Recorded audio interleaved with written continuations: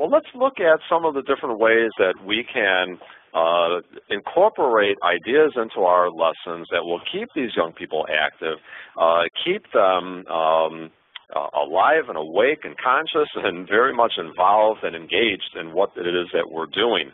So what I'm going to share with you are a number of ideas that we can use beyond reading from the textbook. Now, reading from the textbook is very important. I definitely want to say that. I work for a publishing company. I love the textbooks that we put out. I use them myself as a catechist.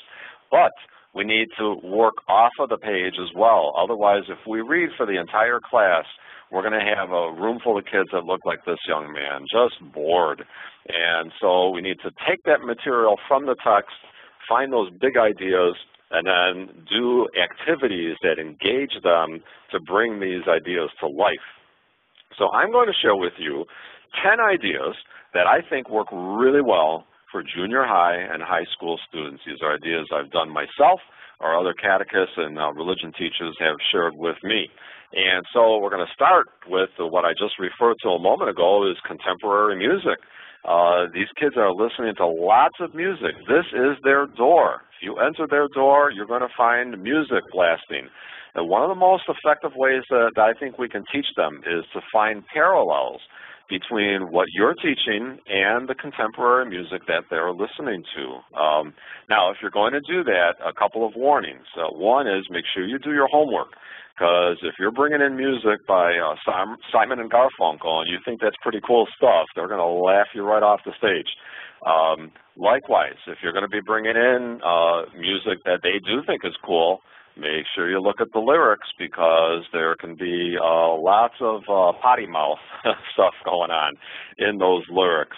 So do your homework, but this can be a very effective way to engage young people in their lessons, is to link it to contemporary music.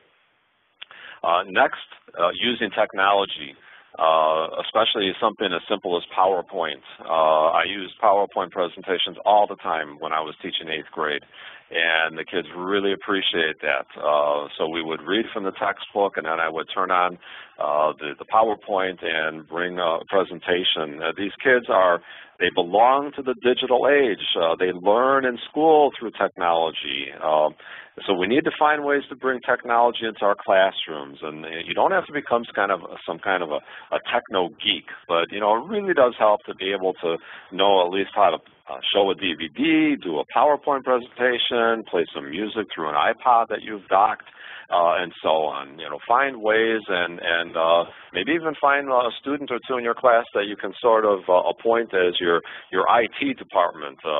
They know the technology and they can really help you with it. Another idea, if you do have a lot of material to read from a textbook, is to do a ball toss as they're reading. The idea is that you find a nice, soft, cushiony ball like the one in the picture, and you toss it to a student to begin reading, and then after a paragraph or so, when it's time to move on to the next reader, you invite that reader to toss the ball to someone else. What's interesting is that the kids all want the ball tossed to them, and they're willing to read from the book if that's what it's going to take to be able to hold that little squishy ball. So it's a funny thing how they will get involved in that, but it just takes their mind off of simply reading from the book and doing something active. That's simply what kids this age need. Another tool that works along the same way is for discussions.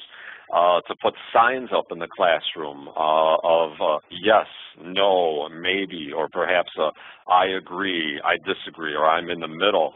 And then to begin a discussion by reading off a series of statements, and after each statement, the kids have to get up from their desks and move to that part of the room. If they agree with your statement, if they disagree, if they're in the middle, or if their answer is yes or no or maybe, because what this does is it gets them answering with their body.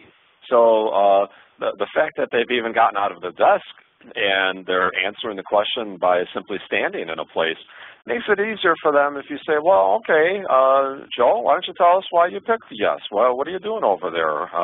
And they find it a little easier to talk about things. It's a little less threatening than simply being called on at that moment. Okay, so those are 4 of the 10 activities. We're going to kind of take a little pause now and look at some of the questions that are coming in and see if I can deal with them spontaneously. So Nick, let's get our first question. All right, Joe, our first question this evening comes from Deborah.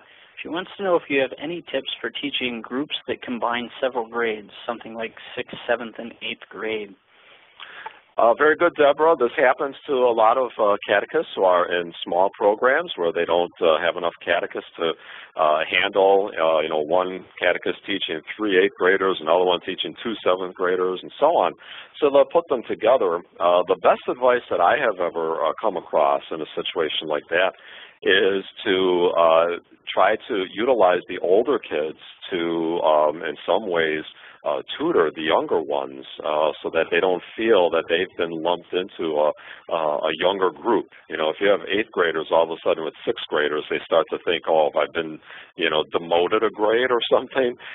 So to be able to use them in leadership positions and kind of mentoring positions. So, instead of treating all the kids exactly the same, give a little bit more authority and leadership and a little more expectation on those kids who are a little bit older to serve the kids who are younger. Okay, Nick, what's next? All right, our next question this evening comes from Rachel. She would like to know, how do you draw out the one kid in the corner who will not take part in class or talk with the other kids? Yeah, Rachel, that's a good question. That does happen. There are some kids who are just going through kind of an antisocial period. They might actually be doing it to draw attention to themselves. It's kind of another paradox there. Don't be too pushy about forcing someone to answer.